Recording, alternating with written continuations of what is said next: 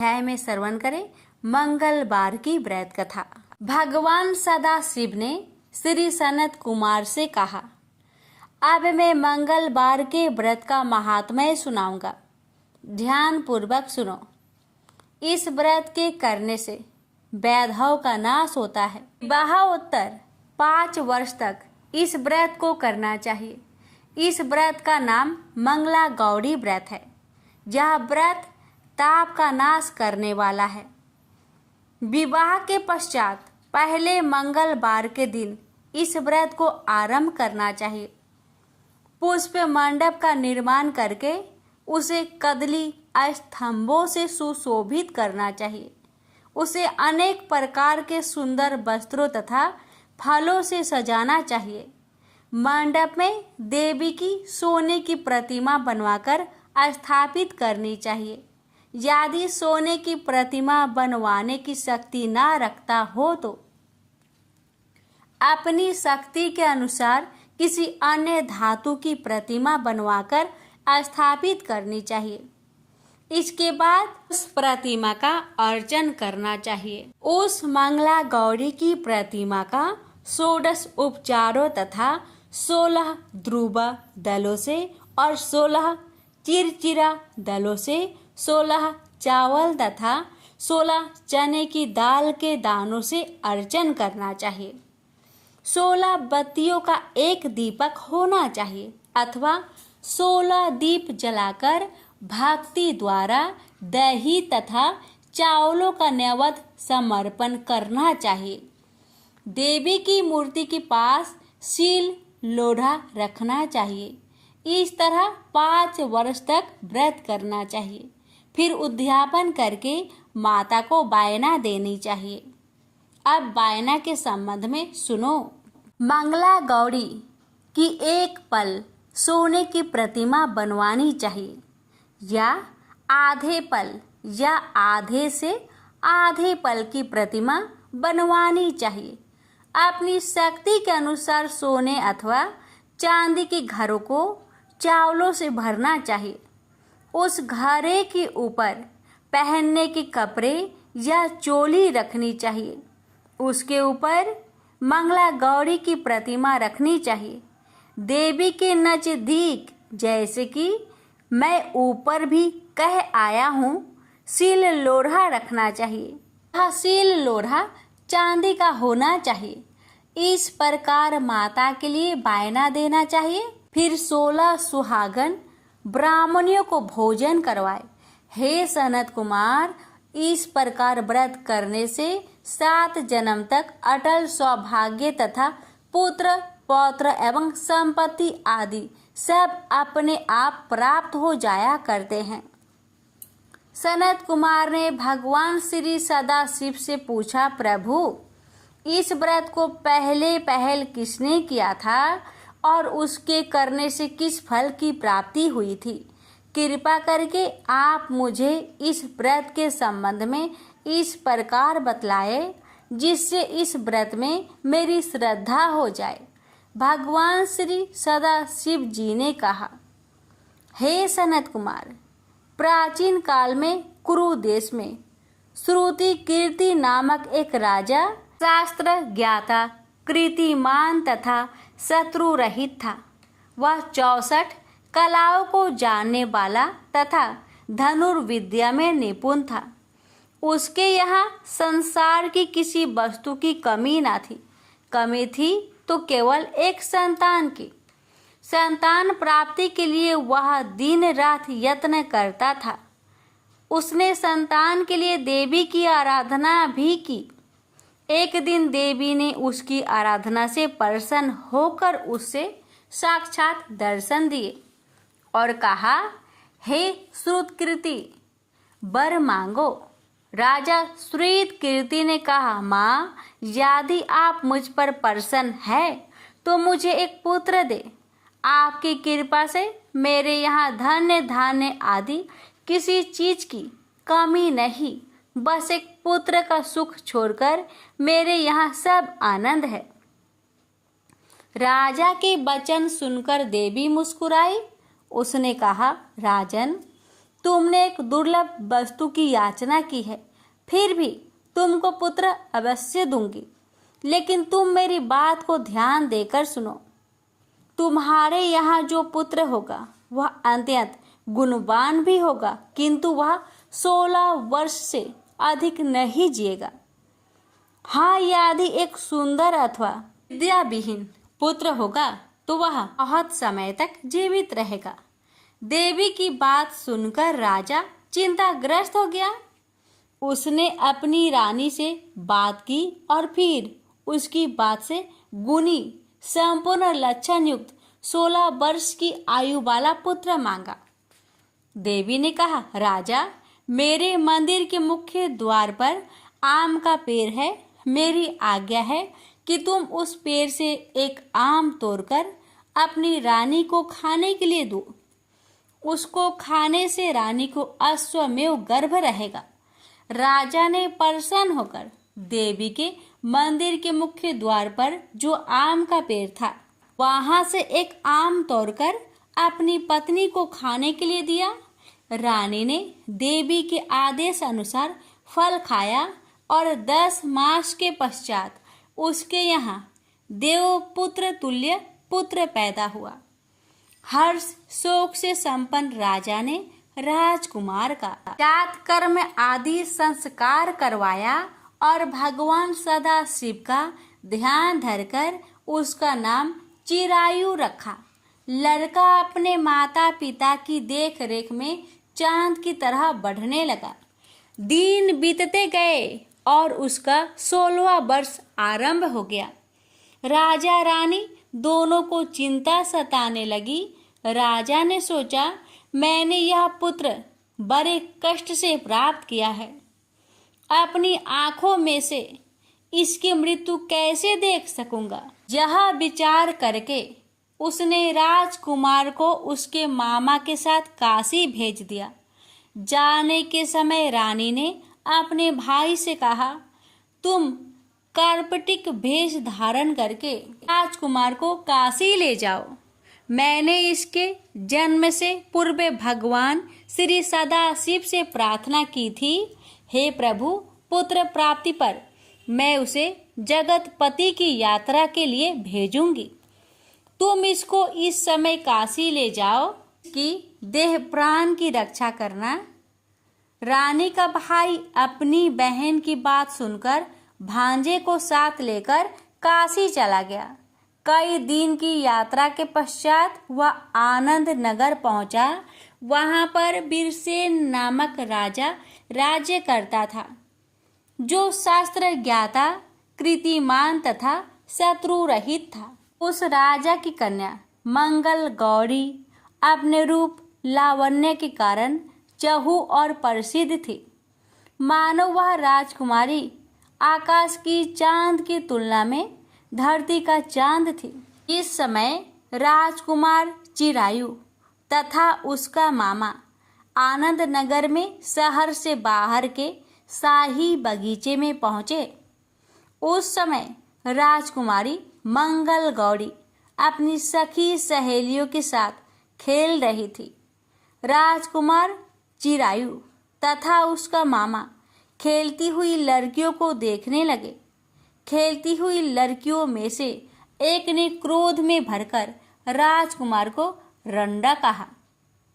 उस बालिका को क्रोधित और दुर्वचन कहते देखकर राजकुमारी ने उस बालिका से कहा, हे सखी, तुम दुर्वचन क्यों कहती हो? मेरे संग अयोग्य वाणी बोलने वाली कोई भी स्त्री नहीं है।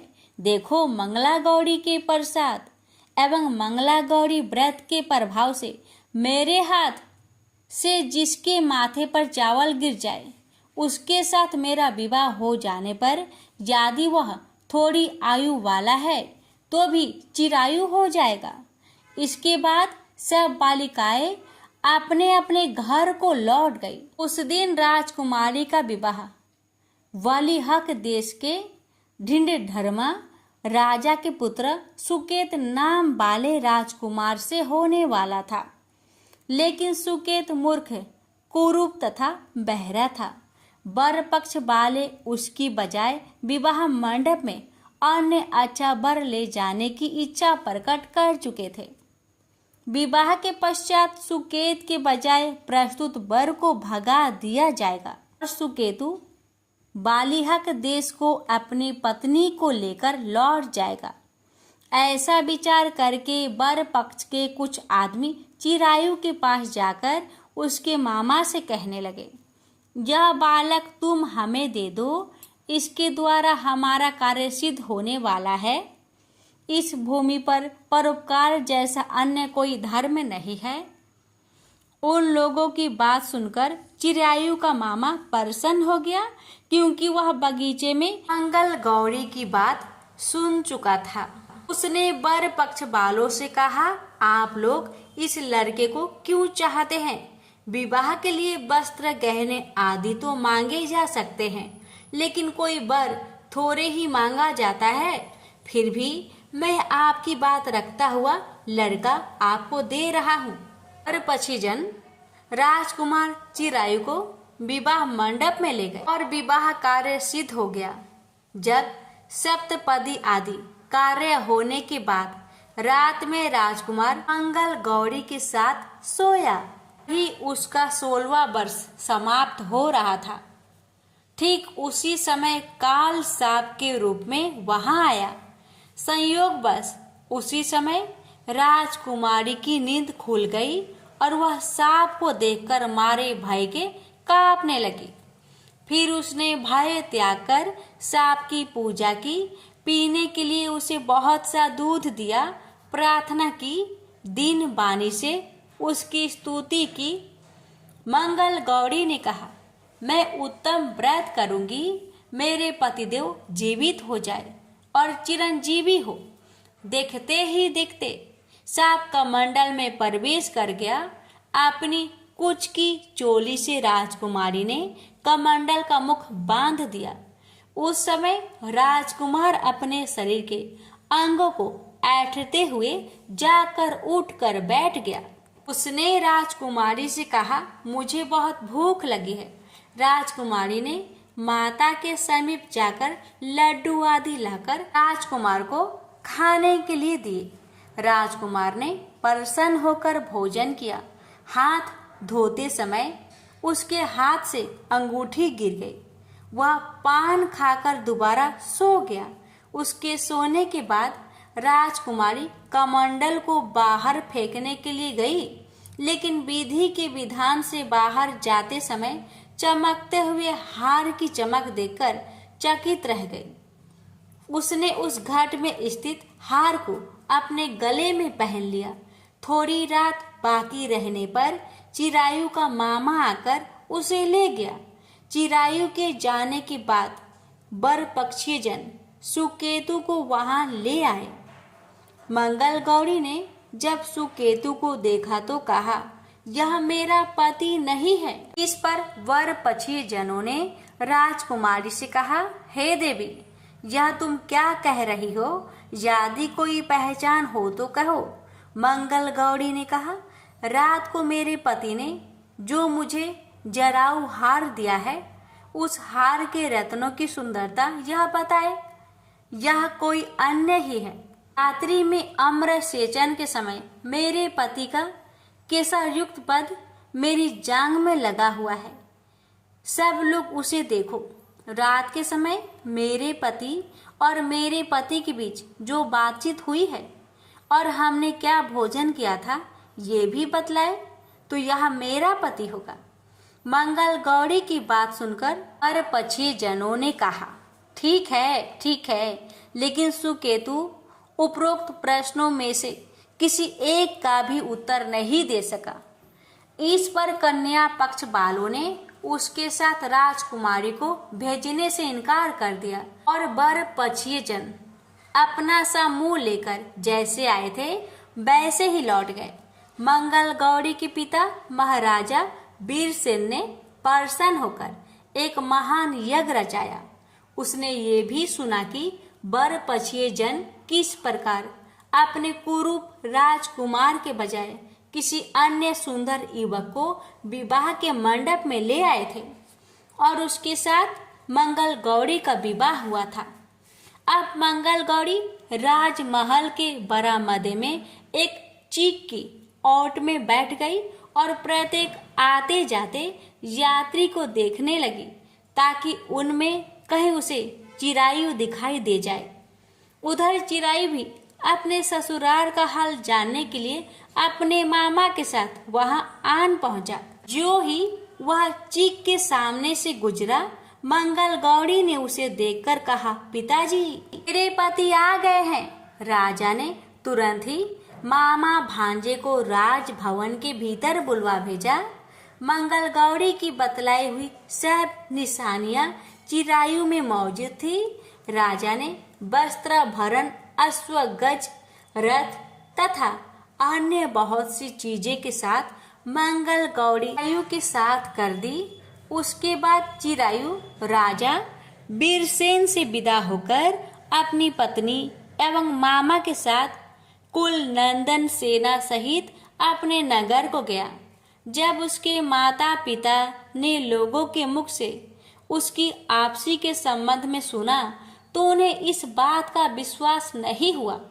वह सोचने लगे कि भाग्य के विपरीत कैसे हो सकता है। वह अभी यह सोच ही रहे थे कि राजकुमार चिरायु ने माता और पिता के चरणों में प्रणाम किया। माता ने उसका सिर सूंघा और उसके आनंद का कोई पारावर न रहा। फिर उसने पुत्र वधू को अपनी गोदी में बैठाकर उससे सारा हालचाल पूछा। भगवान शंकर बोले, हे महान मुने, मंगल गौरी ने उसको व्रत महात्म्य तथा पिछला समस्त घटनाक्रम बतलाया। हे सनत कुमार, मंगल गौरी के कारण ही तभी से यह व्रत मंगल गौरी के नाम से प्रसिद्ध हुआ। इसे जो कोई भी सुनेगा अथवा इसका कीर्तन करेगा उसके सभी मनोरथ सिद्ध हो जाएंगे, इसमें संशय नहीं है। श्री सूत जी बोले, हे ऋषिगण, भगवान शंकर ने सनत कुमार से इस व्रत को कहा और वह इस कार्य की सिद्धि वाले व्रत को सुनकर गदगद हो उठे। उनको इसके सुनने से परमानंद की प्राप्ति हुई। प्रेम से बोलिए हर हर महादेव। पंचमुखी हनुमान जी की चमत्कारी कथा। इस कथा को जो भी भक्त श्रद्धा भक्ति के साथ श्रवण करते हैं उनके सभी कष्ट दूर हो जाते हैं। हर मनोकामना अवश्य ही पूरी होती है। हनुमान जी का पंचमुखी रूप बहुत ही दिव्य और चमत्कारी माना गया है। मान्यता है इस रूप में बजरंगबली की पूजा करने से आपके जीवन में सुख शांति स्थापित होती है और सभी कष्ट दूर हो जाते हैं। तो आइए श्रवण करते हैं हनुमान जी की पंचमुखी अवतार की पावन गाथा। ये बात उस समय की है जब लंका में महाबलशाली मेघनाथ के साथ बड़ा ही भीषण युद्ध चला। अंततः मेघनाथ मारा गया। रावण जो अब तक मद में चूर था, राम सेना खास तौर पर लक्ष्मण का पराक्रम सुनकर थोड़ा तनाव में आ गया। रावण को कुछ दुखी देखकर रावण की मां केकसी ने उसके पाताल में बसे दो भैया अहिरावण और महिरावण की याद दिलाई। रावण को याद आया कि यह दोनों तो उसके बचपन के मित्र रहे हैं। लंका का राजा बनने के बाद उनकी सुध ही नहीं ले रही थी।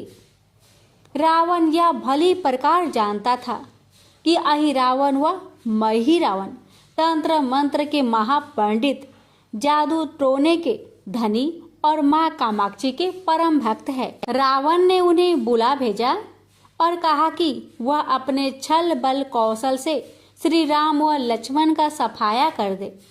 यह बात दूतों के जरिए विभीषण को पता लग गई। युद्ध में अहिरावण व महिरावण जैसे परम मायावी के शामिल होने से विभीषण चिंता में पड़ गए। विभीषण को लगा कि भगवान श्री राम और लक्ष्मण जी की सुरक्षा व्यवस्था कड़ी करनी पड़ेगी। बहुत सोच विचार करके उन्हें लगा कि इसका जिम्मा हनुमान जी को ही सौंप देना चाहिए। राम लक्ष्मण जी का कुटिया लंका में सुबेल पर्वत पर बना हुआ था। हनुमान जी ने भगवान श्री राम की कुटिया के चारों ओर एक सुरक्षा का कवच खींच दिया था। कोई जादू टोना, तंत्र मंत्र का असर या मायावी राक्षस इसके भीतर नहीं घुस सकते थे। अहिरावण और महिरावण श्री राम और लक्ष्मण जी को मारने उनकी कुटिया तक पहुंचे, पर इस सुरक्षा घेरे के आगे उनकी एक ना चली, वह असफल रहे। ऐसे में उन्होंने एक चाल चली। महिरावण विभीषण का रूप धर के कुटिया में घुस गया। राम और लक्ष्मण पत्थर के सपाट शिलाओं पर गहरी नींद से सो रहे थे। दोनों राक्षस ने बिना आहट के दोनों भाई भगवान राम और लक्ष्मण जी को उठा लिया और अपने निवास पाताल की ओर लेकर चल दिए। विभीषण लगातार सतर्क थे। उन्हें कुछ देर में ही पता चल गया कि कोई अनहोनी घट चुकी है। विभीषण को अहिरावण पर शक था। उन्हें राम लक्ष्मण की जान की चिंता बहुत सताने लगी। विभीषण ने हनुमान जी को महिरावण के बारे में बताते हुए कहा कि वे उसका पीछा करें। लंका में अपने रूप में घुसना राम भक्त हनुमान के लिए ठीक न था, सो उन्होंने पंछी का रूप धारण कर लिया और पंछी का रूप में ही निकुंभला नगर में पहुंच गए। निकुंभला नगरी में पंछी रूप धरे हनुमान जी ने कबूतर और कबूतरी को आपस में बात करते हुए सुना। कबूतर और कबूतरी एक दूसरे से कह रहे थे कि अब रावण की जीत पक्की है। रावण व महिरावण राम लक्ष्मण को बलि चढ़ा देंगे, बस सारा युद्ध समाप्त हो। कबूतर की बातों से ही बजरंग बली को पता चला कि दोनों राक्षस राम और लक्ष्मण को सोते में ही उठाकर कामाक्षी देवी को बलि चढ़ाने पाताल लोक ले गए हैं। हनुमान जी वायु के वेग से रसातल की ओर बढ़े और तुरंत वहां पहुंचे। हनुमान जी को रसातल के प्रवेश द्वार पर एक अद्भुत पहरेदार मिला। इसका आधा शरीर बानर का और आधा शरीर मछली का था। उसने हनुमान जी को पाताल में प्रवेश करने से रोक दिया। द्वार पर हनुमान जी से बोला कि मुझको परास्त किए बिना तुम्हारा भीतर जाना संभव नहीं है। दोनों में घमासान लड़ाई हुई। हनुमान जी के आशा के विपरीत यह बड़ा ही बलशाली और कुशल योद्धा निकला। दोनों ही बड़े बलशाली थे। दोनों में बहुत भयंकर युद्ध हुआ, परंतु वह बजरंग बली के आगे टिक नहीं सका। आखिरकार हनुमान जी ने उसे परास्त कर दिया और उस द्वारपाल की प्रशंसा करने से अपने आप को रोक नहीं पाए। तब हनुमान जी ने उस वीर से पूछा कि हे वीर, तुम कौन हो? अपना परिचय तो दो। तुम्हारा स्वरूप भी कुछ ऐसा है कि उसे देखकर मुझे कौतूहल हो रहा है। उस वीर ने उत्तर दिया, मैं हनुमान का पुत्र हूँ और एक मछली से पैदा हुआ हूँ। मेरा नाम है मकरध्वज। हनुमान जी ने यह सुना तो बड़े ही आश्चर्य में पड़ गए। वह वीर की बात सुनने लगे। मकरध्वज ने कहा, लंका दहन के बाद हनुमान जी समुद्र में अपनी अग्नि शांत करने के लिए पहुंचे। उस समय उनके शरीर से गिरते पसीने में से एक बूंद मेरी माँ के मुख में चला गया और उसी से मेरी माँ गर्भवती हो गई। उसी से मेरा जन्म हुआ है। हनुमान जी ने जब यह सुना तो मकरध्वज को बताया कि वह कोई और नहीं, स्वयं हनुमान है। यह सुनकर मकरध्वज ने हनुमान जी के चरण स्पर्श किए और हनुमान जी ने भी अपने बेटे को गले से लगा लिया और वहां आने का पूरा कारण बताया। उन्होंने अपने पुत्र से कहा कि अपने पिता के स्वामी की रक्षा में सहायता करो। मकरध्वज ने हनुमान जी को बताया कि कुछ ही देर में राक्षस बलि के लिए आने वाले हैं। बेहतर होगा कि आप रूप बदलकर कामाक्षी के मंदिर में जाकर बैठ जाइए। उनको सारी पूजा झरोखे से करने को कहे। हनुमान जी ने पहले तो मधुमक्खी का भेष धारण कर माँ कामाक्षी के मंदिर में घुस गए। हनुमान जी ने माँ कामाक्षी को नमस्कार कर सफलता की कामना की और फिर पूछा, हे माँ, क्या आप वास्तव में श्री राम जी और लक्ष्मण जी की बलि चाहती हैं?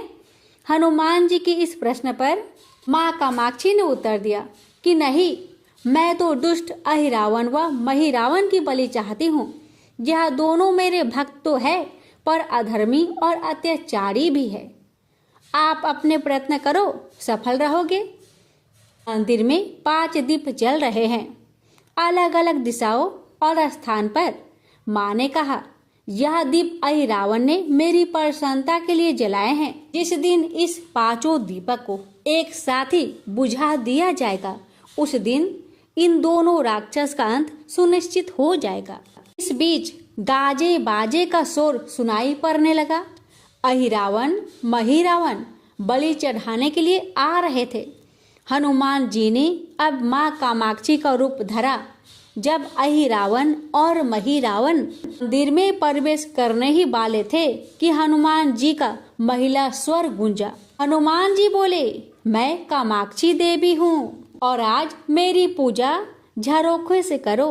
झरोखे से पूजा आरंभ हुई। ढेर सारा चढ़ावा माँ कामाक्षी को झरोखे से चढ़ाया जाने लगा।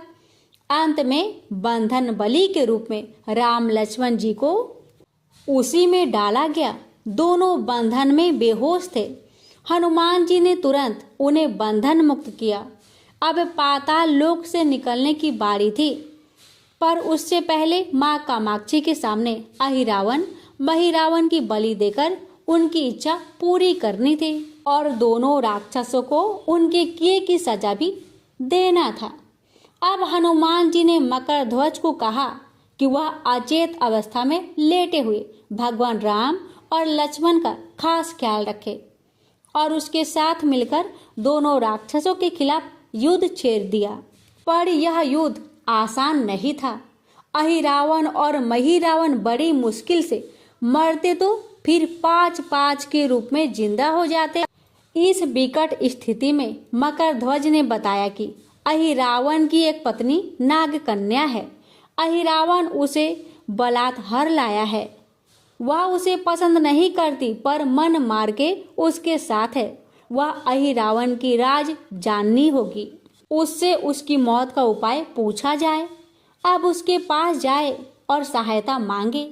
मकर ध्वज ने राक्षसों को युद्ध में उलझाए रखा और उधर हनुमान अहिरावण की पत्नी के पास पहुंच गए। अहिरावण की पत्नी नाग कन्या से उन्होंने कहा कि यदि तुम अहिरावण के मृत्यु का भेद बता दो तो हम उसे मारकर तुम्हें उसके चंगुल से मुक्ति करा देंगे। अहिरावण की पत्नी ने कहा, मेरा नाम चित्रसेना है। मैं भगवान विष्णु की परम भक्त हूँ। मेरे रूप पर अहिरावण मर मिटा और मेरा अपहरण कर यहाँ कैद किया हुआ है, पर मैं उसे नहीं चाहती। लेकिन मैं अहिरावण का भेद तभी बताऊंगी जब मेरी इच्छा पूरी हो जाएगी। हनुमान जी ने अहिरावण की पत्नी नाग कन्या चित्रसेना से पूछा कि आप अहिरावण की मृत्यु का रहस्य बताने के बदले क्या चाहती हैं? आप मुझसे अपनी शर्त बताए, मैं उसे जरूर मानूंगा, जरूर पूरा करूंगा। चित्रसेना ने कहा, दुर्भाग्य से अहिरावण जैसा असुर मुझे हर लाया। इससे मेरा जीवन खराब हो गया। मैं अपने दुर्भाग्य को सौभाग्य में बदलना चाहती हूँ। आप अगर मेरा विवाह श्री राम से कराने का वचन दे तो मैं अहिरावण के वध का रहस्य आपको जरूर बताऊंगी। अब तो हनुमान जी सोच में पड़ गए। भगवान श्री राम तो एक पत्नी निष्ठ है। अपनी धर्म पत्नी देवी सीता को मुक्त कराने के लिए असुरों से युद्ध कर रहे हैं। वह किसी और से विवाह की बात तो कभी न स्वीकारेंगे। मैं कैसे वचन दे सकता हूँ? फिर सोचने लगे कि यदि समय पर उचित निर्णय न लिया जाए तो स्वामी की प्राण ही संकट में है। असमंजस की स्थिति में बेचैन हनुमान जी ने ऐसी राह निकाली कि सांप भी मर जाए और लाठी भी न टूटे। हनुमान जी बोले, तुम्हारी शर्त स्वीकार है, पर हमारी भी एक शर्त है। अब विवाह तभी होगा जब तुम्हारे साथ भगवान राम जिस पलंग पर आसीन होंगे वह सही सलामत रहना चाहिए। यदि वह टूटा तो इसे अपशकुन मानकर वचन से पीछे हट जाऊंगा। जब महाकाय अहिरावण के बैठने से पलंग नहीं टूटा तो भला श्री राम के बैठने से कैसे टूटेगा, यह सोचकर चित्रसेना तैयार हो गई। उसने अहिरावण समेत सभी राक्षसों के अंत का सारा भेद बता दिया। चित्रसेना ने कहा, दोनों राक्षसों के बचपन की बात है। इन दोनों के कुछ शरारती राक्षस मित्र ने कहीं से एक भ्रामरी को पकड़ लिया। मनोरंजन के लिए वे उसे भ्रामरी को बार बार कांटों से छेद रहे थे। भ्रामरी साधारण भ्रामरी न थी, वह भी बहुत मायावी थी, किंतु किसी कारण बस वह पकड़ में आ गई थी। भ्रामरी की पीड़ा सुनकर अहिरावण और महिरावण को दया आ गई और अपने मित्रों से लड़कर उसे छुड़ा दिया। मायावी भ्रामरी का पति भी अपने पत्नी की पीड़ा सुनकर आया था और अपनी पत्नी की मुक्ति से प्रसन्न होकर उस भौरे ने वचन दिया था कि तुम्हारे उपकार का बदला हम सभी भ्रमर जाति मिलकर चुकाएंगे। ये भौरे अधिकतर उसके शयन कक्ष के पास रहते हैं। ये सब बड़ी भारी संख्या में है। दोनों राक्षसों को जब भी मारने का प्रयास हुआ है और ये मरने को हो जाते हैं, तब भ्रमर उनके मुख में एक बूंद अमृत का डाल देते हैं। उस अमृत के कारण ये दोनों राक्षस मरकर भी जिंदा हो जाया करते हैं। इनके कई कई रूप उसी अमृत के कारण हैं। इन्हें जितनी बार फिर से जीवित किया जाता है, उनके उतने नए रूप बन जाते हैं। इसलिए आपको पहले इस भौरों को मारना होगा। हनुमान जी रहस्य जानकर लौटे। करध्वज ने अहिरावण को युद्ध में उलझा रखा था, तो हनुमान जी ने भौरों का खात्मा शुरू किया। वे आखिर हनुमान जी के सामने कहाँ तक टिकते। जब सारे भ्रमर खत्म हो गए और केवल एक बचा, तो वह हनुमान जी के चरणों में लौट गया। उसने हनुमान जी से प्राण रक्षा की याचना की। हनुमान जी पसीज गए। उन्होंने उसे क्षमा करते हुए एक काम सौंपा। हनुमान जी बोले, मैं तुम्हें प्राण दान देता हूँ, पर एक शर्त पर कि तुम यहाँ से तुरंत चले जाओगे और अहिरावण की पत्नी के पलंग की पार्टी में घुसकर जल्दी से जल्दी उसे पूरी तरह खोखला बना दोगे। और तत्काल चित्रसेना की पलंग की पार्टी में घुसने के लिए प्रस्थान कर गया। और अहिरावण और महिरावण को अपने चमत्कार के लुप्त होने से बहुत अचरज हुआ और उन्होंने मायावी युद्ध जारी रखा। भ्रमरों को हनुमान जी ने समाप्त कर दिया। फिर भी हनुमान जी के हाथों अहिरावण और महिरावण का अंत नहीं हो पा रहा था। यह देखकर हनुमान जी कुछ चिंतित हुए। फिर उन्हें कामाक्षी देवी का वचन याद आया। देवी ने बताया था कि अहिरावण की सिद्धि है कि जब पांचों दीपकों को एक साथ बुझाएंगे, तभी वे नए नए रूप धारण करने में असमर्थ होगा और उसका वध हो सकेगा। हनुमान जी ने तत्काल पंचमुखी रूप धारण कर लिए। उत्तर दिशा में वाराह मुख, दक्षिण दिशा में नरसिंह मुख, पश्चिम में गरुड़ मुख, आकाश की ओर हयग्रीव मुख एवं पूर्व दिशा में हनुमान जी का मुख। उसके बाद हनुमान जी ने अपने पांचों मुख द्वारा एक साथ पांचों दीपक को बुझा दिए। अब उनके बार बार पैदा होने और लंबे समय तक जिंदा रहने की सारी आकांक्षाएं समाप्त हो गई। अब हनुमान जी के हाथों से महिरावण और अहिरावण दोनों मारे गए। इसके बाद उन्होंने श्री राम और लक्ष्मण जी की मूर्छा दूर करने के लिए उपाय किए। दोनों भाई होश में आ गए। चित्रसेना भी वहां आ गई थी। हनुमान जी ने कहा, प्रभु अब आप अहिरावण और महिरावण के छल और बंधन से मुक्त हुए, पर इसके लिए हमें इस नाग कन्या की सहायता लेनी पड़ी थी। अहिरावण इसे बलपूर्वक उठा लाया था। वह आपसे विवाह करना चाहती है।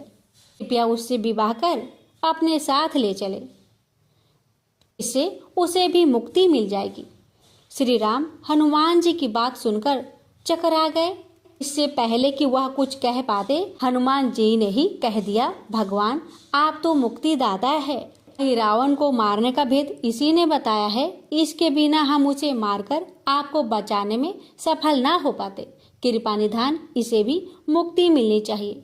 परंतु आप चिंता ना करें, हम सबका जीवन बचाने वाले के प्रति बस इतना ही कीजिए कि आप बस इस पलंग पर बैठिए, बाकी का काम मैं संपन्न करवाता हूँ। हनुमान जी इतनी तेजी से सारे कार्य करते जा रहे थे कि इससे भी राम जी और लक्ष्मण जी दोनों चिंता में पड़ गए। वह कोई कदम उठाते कि तब तक हनुमान जी ने भगवान राम की बाह पकड़ ली। हनुमान जी ने भावावेश में प्रभु श्री राम की बाह पकड़कर चित्रसेना के उस सजे धजे विशाल पलंग पर बिठा दिया। भगवान राम कुछ समझ पाते कि तभी पलंग की खोखली पाटी चरचरा कर टूट गई। पलंग धराशायी हो गई। चित्रसेना भी जमीन पर आ गिरी। हनुमान जी हंस पड़े और फिर चित्रसेना से बोले, अब तुम्हारी शर्त तो पूरी हुई नहीं, इसलिए यह विवाह नहीं हो सकता। तुम मुक्त हो और हम तुम्हें तुम्हारे लोग भेजने का प्रबंध करते हैं। अब तो चित्रसेना समझ गई कि उसके साथ छल हुआ है। उसने कहा कि उसके साथ छल हुआ है। मर्यादा पुरुषोत्तम के सेवक उनके सामने किसी के साथ छल करे, ये तो बहुत ही अनुचित है। मैं हनुमान को श्राप दूंगी। चित्रसेना ने हनुमान जी को श्राप देने ही जा रही थी। श्री राम का सम्मोहन भंग हुआ। वह इस पूरे नाटक को समझ गए। उन्होंने चित्रसेना को समझाया, मैंने एक पत्नी धर्म से बंधे होने का संकल्प लिया है, इसलिए हनुमान जी को यह करना पड़ा। उन्हें क्षमा कर दो। क्रोधित चित्रसेना तो उनसे विवाह करने की जिद पकड़ी बैठी थी। श्री राम ने कहा, मैं जब द्वारपर में श्री कृष्ण अवतार लूंगा तब तुम्हें सत्यभामा के रूप में अपनी पटरानी बनाऊंगा। इससे वह मान गई। हनुमान जी ने चित्रसेना को उसके पिता के पास पहुंचा दिया। चित्रसेना को प्रभु ने अगले जन्म में पत्नी बनाने का वरदान दिया था। भगवान विष्णु की पत्नी बनने की चाह में उसने स्वयं को अग्नि में भस्म कर लिया। श्री राम और लक्ष्मण मकरध्वज और हनुमान जी सहित वापस लंका में सुबेल पर्वत पर लौट आए। प्यारे भक्तों, ये थी पंचमुखी हनुमान जी की पावन कथा। इस कथा के श्रवण मात्रा से ही हर मनोकामना अवश्य पूरी हो जाती है। अब सुनिए भगवान राम की महिमा की कथा। यह कहानी कुबाजी महाराज की है, जिनका नाम उनके गुरुदेव द्वारा केवल राम जी रखा गया था। वे एक कुम्हार थे। उन्होंने श्री कृष्णदास पायहारी जी के सत्संग में जाना शुरू किया और उन्हें सतगुरु रूप में वरण किया। जाति से वे कुम्हार थे, लेकिन उनकी स्थिति महान संतों के समान हो गई थी। वे संतों की सेवा में लीन रहते थे। उन्होंने समझ लिया कि संत सेवा ही भगवत कृपा का मुख्य साधन है। यदि संतों की आराधना की जाए तो भगवान को प्राप्त करना सहज हो जाता है। कोई भी वैष्णव या संत उनके घर आता तो वे उनका आदर पूर्वक सत्कार करते। उनके घर में साधु संतों का आना जाना लगा रहता था। वे महीने में केवल 30 बर्तन बनाते थे और उनमें से रोज केवल एक ही बेचते थे। इस सीमित कमाई से ही वे अपने परिवार का भरण पोषण करते और शेष धन से संत सेवा करते थे। वे अधिक बर्तन इसलिए नहीं बनाते थे क्योंकि उनका मत था कि यदि हम अधिक व्यापार और सांसारिक गतिविधियों में उलझ जाएंगे तो हमारा मन आंतरिक भजन में नहीं लगेगा। एक दिन उनके घर में बहुत से संतों की मंडली आई, किंतु उनके घर में संत सेवा के लिए कोई व्यवस्था नहीं थी। उन्होंने पत्नी से कहा, अब हमें किसी से उधार लेना पड़ेगा। संत आए हैं और वे भूखे नहीं रह सकते। वे ये भी कर सकते हैं कि संतों से हाथ जोड़कर विनम्रता पूर्वक कह देते कि उनके पास भोजन की व्यवस्था नहीं है, लेकिन उनके प्रेमी हृदय ने यह स्वीकार नहीं किया। उन्होंने सोचा, संतों की सेवा के लिए ऋण भी लेना पड़े तो कोई दोष नहीं। वे एक महाजन के पास गए और कहा, हमारे घर 20-25 संत आए हैं, उनके लिए भोजन सामग्री चाहिए, कृपया हमें उधार दीजिए, हम धीरे धीरे इसे चुका देंगे। अधिकांश महाजनों ने यह कहकर मना कर दिया कि यह गरीब आदमी है, इसे उधार देने का कोई लाभ नहीं। लेकिन एक चतुर महाजन ने कहा, यदि तुम मेरा एक काम कर दो तो जितनी भी सामग्री चाहिए मैं दे सकता हूँ। कुबा जी महाराज ने पूछा, आपका क्या काम है? महाराज ने कहा, हमारे कुएं की खुदाई का काम रुका हुआ है, यदि तुम उसे पूरा कर सको तो मैं तुम्हें संत सेवा के लिए सामग्री दे दूंगा। यह सुनकर कुबा जी महाराज ने खुश होते हुए सहमति दे दी। कुबा जी ने संतों की सेवा के लिए उधार लेना भी स्वीकार कर लिया। वे भक्तों की सेवा में इतने तन्मय थे कि उन्होंने सेवा की सामग्री ली और संतों की सेवा की। उनकी पत्नी भी इस सेवा में सहभागी बनी। फिर वे दोनों तय किया हुआ कार्य करने के लिए वापस आए। वे खुदाई करते हुए हर फावड़े के साथ राम नाम का उच्चारण करते। पत्नी मिट्टी बाहर फेंकती और वे वापस में भी ईश्वर के नाम लेकर ही संवाद करते। उन्हें मेहनत करता देखकर महाजन को तो आनंद हो गया। वह सोचने लगा कि थोड़ी सामग्री देकर उसने बहुत बड़ा कार्य करवा लिया। जैसे जैसे फावड़ा चलता, केवल राम जी सिया राम कहते मिट्टी निकालकर तसले में रखते और संकेत में अपनी पत्नी से कहते, सिया राम अर्थात उठाओ। फिर वे कहते सिया राम और वह मिट्टी उठाती। इस प्रकार वे दोनों एक एक कदम आगे बढ़ते। अब वे कुआं खोदने में तत्लीन हो गए। खुदाई के दौरान मिट्टी खिसकने लगी क्योंकि चारों ओर रेतीली मिट्टी थी। कुछ ही समय में हजारों मन मिट्टी खिसक गई। कुआं गहरा हो चुका था और अब बस पानी निकलने की ही देरी थी कि अचानक ऊपर की पहाड़ी धंस गई और केवल राम जी मिट्टी के नीचे दब गए। मिट्टी इतनी तेजी से गिरी कि चारों ओर बस धूल ही धूल थी। अब किसी को भी यह संभव नहीं लग रहा था कि वे जीवित बचेंगे। उनकी पत्नी को समझाया गया कि अब कुछ भी संभव नहीं, लेकिन वे धैर्यवान थी। उन्होंने इसे प्रभु की इच्छा और अपने पारवंद का फल माना। 1 महीने तक कोई भी उस स्थान के पास नहीं गया क्योंकि यह एक बहुत ही दुखद घटना थी। 1 महीना बीत गया और तभी उधर से गुजरने वाले कुछ लोगों ने अचानक नाम ध्वनि सुनी, सिया राम सिया राम सिया राम। यह ध्वनि अत्यंत आनंदमय थी। जो भी उस स्थान के पास गया वह इस ध्वनि को सुनकर रोमांचित हो उठा। यह कोई साधारण ध्वनि नहीं थी, यह गहन आध्यात्मिक ऊर्जा से भरी हुई थी। यात्रियों ने यह भी सुना कि सिर्फ नाम ही नहीं बल्कि मृदंग और करताल की ध्वनि भी आ रही थी। उसी समय उधर से एक राजा गुजरा जिसने भीड़ देखकर पूछा कि यहाँ क्या हो रहा है। लोगों ने बताया कि यह स्थान वह है जहाँ केवल राम जी कुआं खोद रहे थे और मिट्टी के नीचे दब गए थे। राजा ने यह सुनते ही आदेश दिया कि तत्काल खुदाई करवाई जाए। लोगों ने कहा कि इतनी गहरी मिट्टी के नीचे कोई जीवित कैसे रह सकता है, लेकिन नाम ध्वनि स्पष्ट रूप से सुनाई दे रही थी।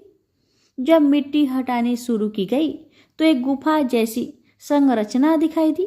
प्रभु की कृपा देखिए, जहाँ केवल राम जी बैठे थे वहां मिट्टी नीचे तक नहीं गिरी थी बल्कि ऊपर ही रुक गई थी। यह चमत्कार था। जब सभी ने देखा तो पाया कि केवल राम जी आरामदायक मुद्रा में बैठे हुए थे और जोर जोर से सिया राम का नाम जप रहे थे। उनके पास सुंदर पात्र में भोजन रखा था और जल भी रखा था। प्रश्न यह था कि यह भोजन और जल वहां कैसे पहुंचा। सोचिए, यदि किसी लिफ्ट में बिजली चली जाए तो कितनी घबराहट होती है। लेकिन यह भक्त तो एक गहरे कुएं में बैठे थे और न केवल जीवित थे बल्कि पूर्णतः आनंद मग्न भी थे। यह उनकी अटूट भक्ति और प्रभु के नाम पर दृढ़ विश्वास का परिणाम था। यह नाम जप का प्रभाव था कि उन्होंने किसी भी प्रकार की घबराहट महसूस नहीं की। प्यारे भक्तों, जो भक्त सच्चे मन से नाम जप करते हैं उसका पालन पोषण स्वयं भगवान करते हैं। जब खुदाई पूरी हुई तो सभी ने देखा कि केवल राम जी सुरक्षित थे। बस उनकी पीठ पर हल्की चोट आई थी, लेकिन वे पूर्णतः स्वस्थ थे। वे पूरे 1 महीने से उस स्थान पर थे और फिर भी उनके पास जल और भोजन उपलब्ध था। अब तो नगर के लोग दौड़ दौड़ कर आ रहे थे। अलग अलग गांव से लोग भेंट लेकर आ रहे थे। यह आश्चर्य की बात थी कि 1 महीना बीत जाने के बावजूद वे जीवित थे और भजन कर रहे थे। लोग श्रद्धा से उनके चरणों में झुक गए। यह ईश्वर की कृपा थी। यह नाम जप की महिमा थी। नाम जप में अद्भुत शक्ति है। यह केवल राम जी का दृढ़ विश्वास और भजन ही था जिसने उन्हें मृत्यु के मुख से बाहर निकाला। यह भगवान के नाम ही अपार महिमा को दर्शाता है। प्रेम से बोलिए सिया रामचंद्र की जय। हे भगवान, आपकी इस पावन कथा को जो भी भक्त श्रद्धा पूर्वक पूरा सुने उस भक्त की हर मनोकामना को पूर्ण करे। जय सिया राम।